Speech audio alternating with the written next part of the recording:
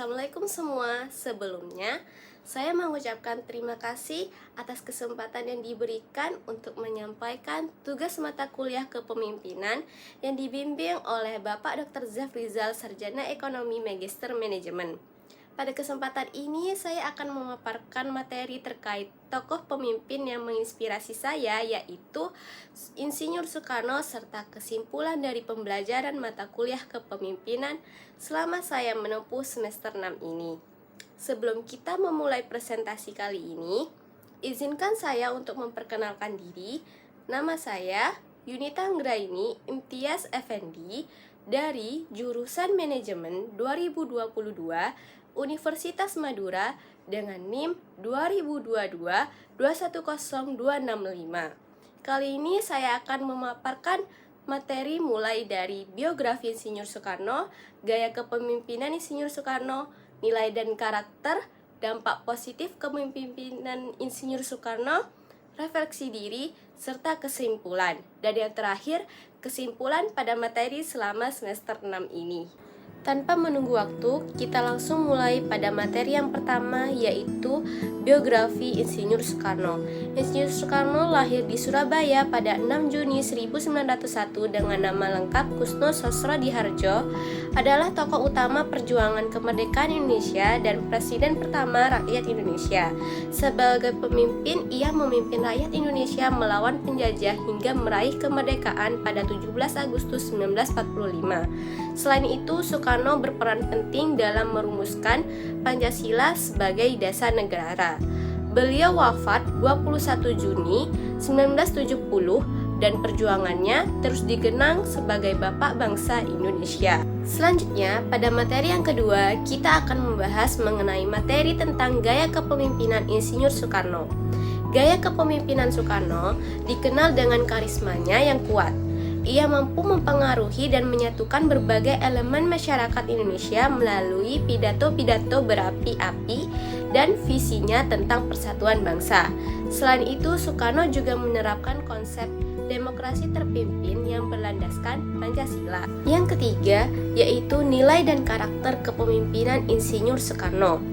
Nilai dan karakter kepemimpinan yang melekat pada Insinyur Soekarno adalah nasionalisme yang kuat, keberanian, kesederhanaan, kemampuan persuasi dan retorika yang handal, serta visi yang jelas untuk membangun negara.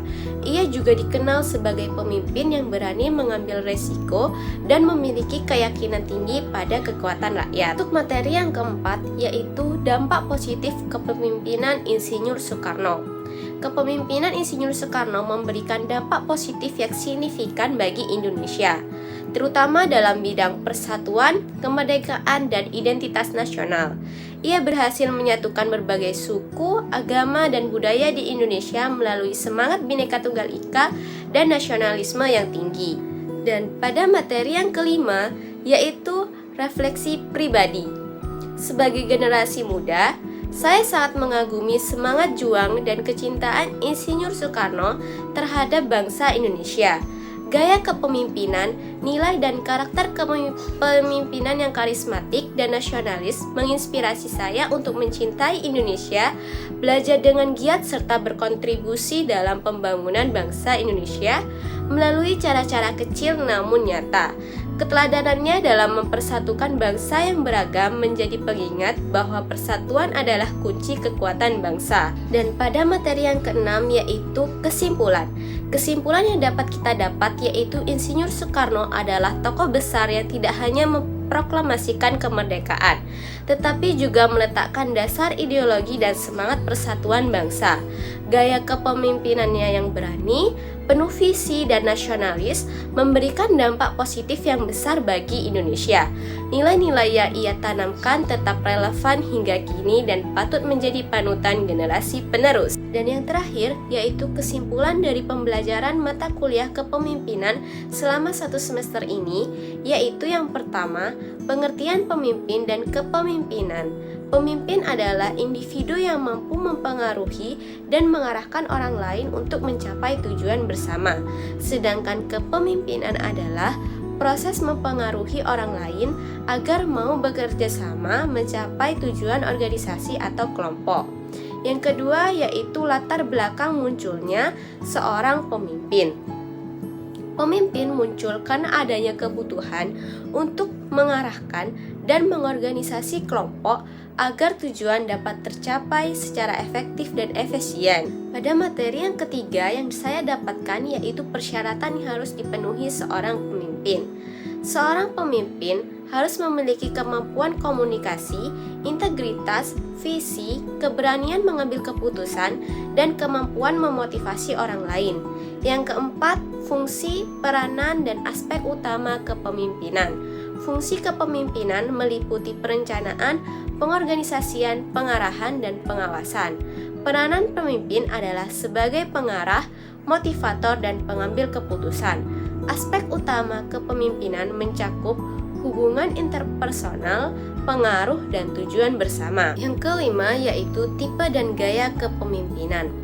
Tipe kepemimpinan antara lain autokratis, demokratis, dan laissez-faire. Gaya kepemimpinan dapat disesuaikan dengan situasi dan karakteristik anggota kelompok. Yang keenam yaitu beberapa teori kepemimpinan. Teori kepemimpinan meliputi teori sifat, teori perilaku, teori situasional, dan teori transformasional yang menjelaskan berbagai pendekatan dalam memimpin. Yang ketujuh yaitu pendekatan terhadap model kepemimpinan. Pendekatan model kepemimpinan mencakup pendekatan berdasarkan sifat pemimpin, perilaku, situasi, dan hubungan antar pribadi yang mempengaruhi efektivitas kepemimpinan. Demikian pemaparan presentasi dari saya. Saya mengucapkan terima kasih kepada Bapak Dr. Zafrizal, Sarjana Ekonomi Magister Manajemen, selaku pengampu mata kuliah kepemimpinan atas bimbingan dan ilmu yang telah diberikan. Semoga materi ini bermanfaat bagi kita semua. Wassalamualaikum warahmatullahi wabarakatuh.